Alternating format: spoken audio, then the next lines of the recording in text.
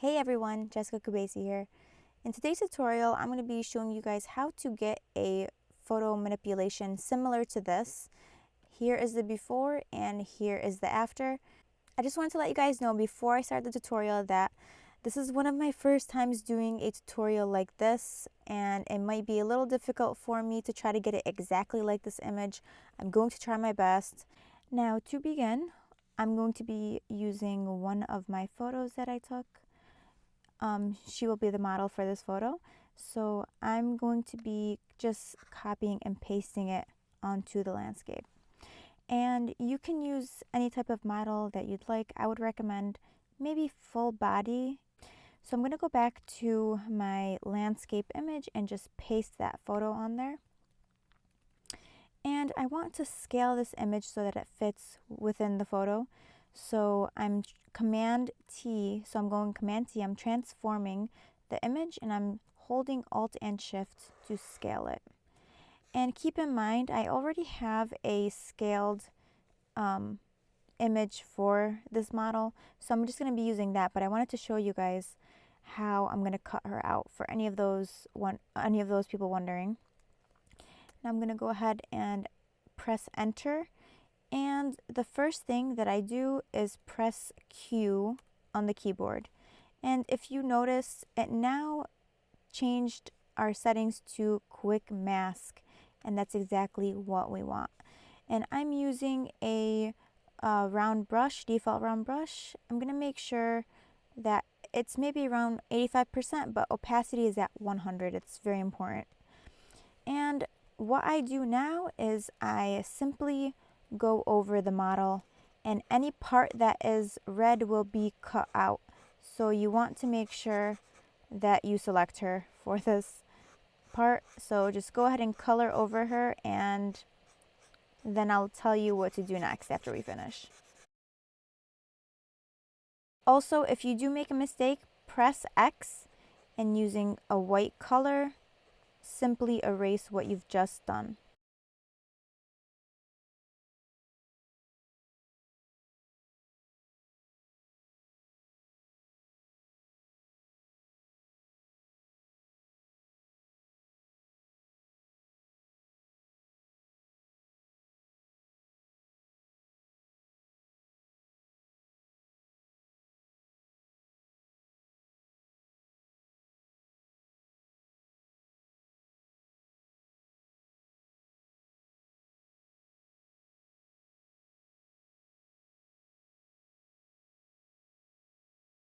So when you're finished, go ahead and press the Q button once more, and you'll notice that the entire selection is now selected.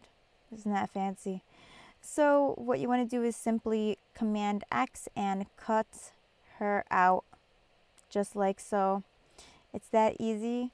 And there are other ways to do it. You don't have to use the quick mask. You can use quick selection. I use quick mask because I get a little bit more precision because I am using a tablet and a brush. Just personal preference. So now we're going to add the upper portion of this photo. And I found this photo right here, and I liked it because it had some nice mountains and it was very clean cut. And it doesn't look like anywhere that I live, so it's nice. I'm just going to copy and paste it into the image, and I'm pressing Command T and again scaling to fit the image. And I'm just going to kind of see where that is going to fit in. What I'm going to do now is press the mask tool. And before I do anything, I'm going to go ahead and select my brush tool. Make sure it is a large brush, 0% hardness. Opacity is going to stay at 100. And I'm using a black color because it won't show if you're using white. You're just going to be like coloring on the mask. So I'm simply coloring and getting rid of the bottom half of that photo just so that the mountains can show, because that's the whole point of me having them there. Mountains. Beautiful, beautiful mountains. And what you want to do is color in the areas. Don't cover the areas of the bush, these bushes right here, but you want them to kind of blend in. So I'm going to use a lower opacity and kind of blend those in make it look natural, even though the whole photo is a lie. Okay, here we go. I'm just coloring in these areas, and I'm really big on coloring, which is why I chose to do this tutorial in the first place. So you want stuff peeking out from the original photos so it looks a little bit more natural. Again, I know this is totally fake, but who's gonna know? Besides, like, anyone watching this. Okay. So I think that looks pretty good. What do you guys think? No one can answer me back, so I'm just gonna continue on with this tutorial. Okay, so now that we got the mountains in there, it's looking pretty good. One thing that you want to do, or what I would recommend, is have the model interact with the surroundings. So I'm going to add a little bit of flowers around her dress just to kind of make it seem like she's actually there. I'll show you guys in just a second. I'm using my clone stamp tool, and I'm stamping little daisies. That's what they're called, right? Daisies. I'm using a round brush, and I'm just coloring in daisies around her dress. Again, just to make it look a little bit more natural, like she's in the scene. And you can just sample from different areas. Like, I mean, she must be there, because look, all the flowers are popping out of her dress. Here we go. It's a little tricky. You don't want it to look bad. It's going to take some erasing.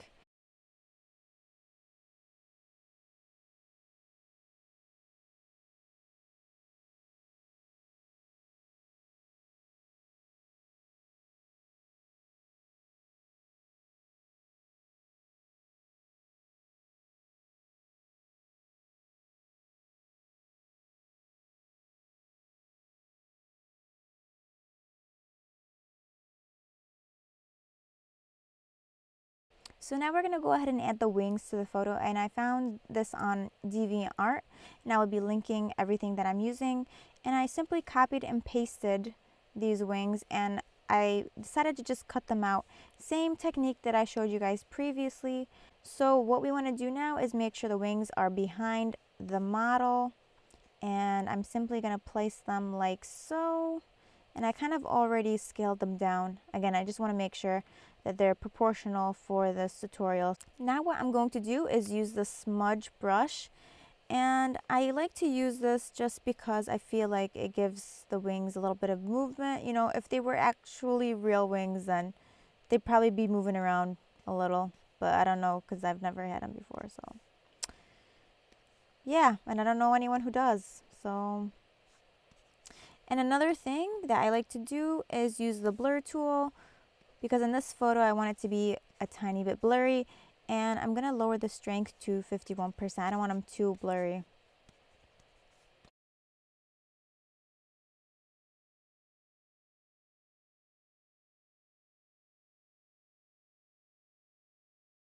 So I think that looks pretty good. And the next thing that we're going to do is add some shadows on the bottom of the dress just to make it look a little bit more realistic. Make her look like she's a part of the photo a little bit more. And I'm using the green color that's available in the grassy meadow here. And I'm using soft light for the layer setting, and I simply made a new raster layer. And I'm going to bump up the opacity to 77%. And I'm just going to color on the bottom of her dress. I'm lowering, actually I'm going to lower the opacity. I lied. It's too much. And I'm using a combination of black and green colors just to kind of blend her into this. Like if she wasn't here, she is now. These shadows. You know what the heck? Let's just do the whole full body thing. Let's just do that. Some people use the burn tool for this, but I'm just gonna again use just a raster layer and a brush tool. I'm more comfortable doing that.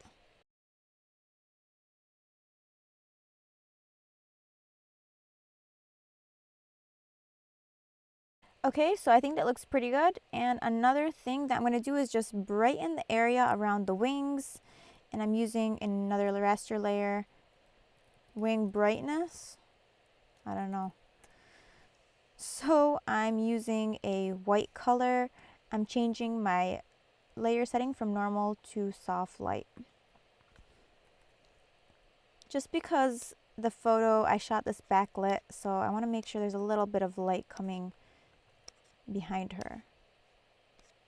So I'm just adding a little bit of light, and I'm using a round brush. Hardness is at 0% and my opacity is 22. Sorry, I usually just don't pay attention to what I'm using. I just go ahead and use stuff. I forget that I'm recording a tutorial. So I simply brightened up this area. That's pretty much it, all I did. Okay, and I think that is a pretty good base for what we're about to do now, which is coloring, and that is my favorite part. Okay, so now we can get started on the coloring for this image, and before I go any further, I'm just going to be grouping all of these things together. So I'm selecting the first layer and then holding shift while selecting the last layer, and then pressing Command G just to group them all in one thing. And the next thing that I'm going to do is add a color folder. So I just made a new folder and it's going to be called colors. So the first thing that we're going to do is desaturate this image. The color of the grass is throwing me off. I know grass is only one color. I mean, unless your grass is dying like my grass in real life. So in this photo, I really want to desaturate all the colors. It kind of gives me a good base to work with. And I always mention this in my tutorials. Desaturation is the way to go. So again, instead of all these colors being overly saturated, they're all on the same level now. Okay, so once you've desaturated the image, we're going to go to layer, new adjustment layer, then selective color. And we're going to be tackling that grass yet another time. I'm going to go over to yellows, and I played around with these colors. I did want to change the hue of the grass, and I'll show you how this looks in just a second. Honestly, just going and sliding these back and forth is really the best way to do it. Experiment and see how the colors turn out. That's what I did to get these settings that you're seeing now. And I'll show you guys again the before and afters just from this one layer. So as you can see, the grass's hue is completely different. I really wanted it to be more of a teal, bluish type of green. So that's what we're going for with this look. And the next layer that we're using is curves. So we're going to go to layer, new adjustment layer, then curves. And for this curves, we're going to be really going through all of them. And I'm going to make sure that they match what my original was. Hopefully I can show you guys how I did that. And I'm making sure that there's no harsh black, so I'm pulling up that last point. That's just using RGB. We're going down to red now. And my God, my eyes are getting so bad.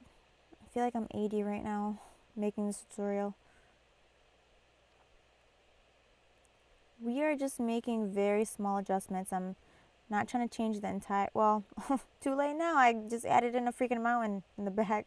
Okay. So I guess I am trying to change everything. Okay, we're going to go from red to green.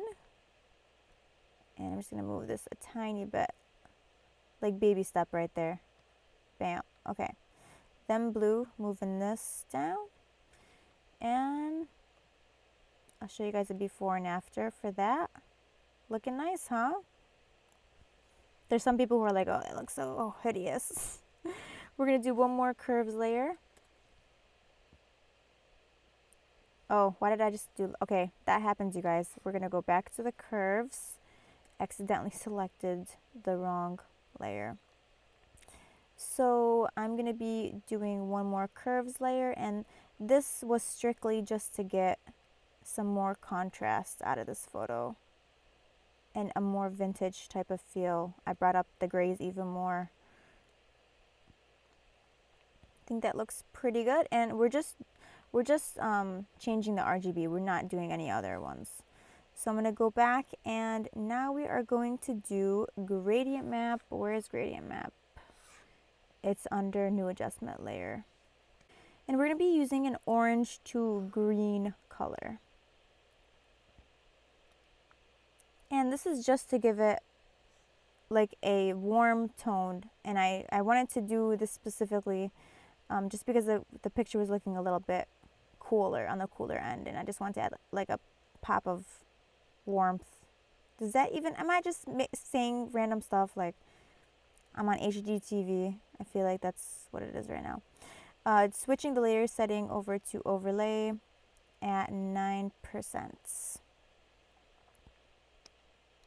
And again, it just added that little pop of warmth.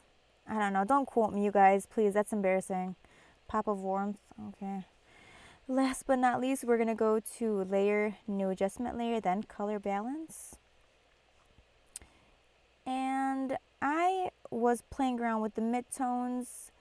I was actually playing around with all of the colors, and that's really how I get these. There's no secret, settings to doing. I mean, you just have to really experiment, and I toggle through a lot of these. So if you guys are ever curious, like how I come up with these, literally this is what I'll do. I just go back and forth. So that is what I encourage you to do.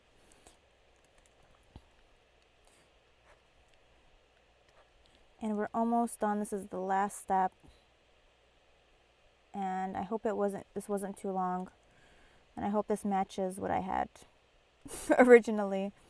I try to always have them match, but they usually look completely different because, I don't know, someone hates me. Okay, so let's see.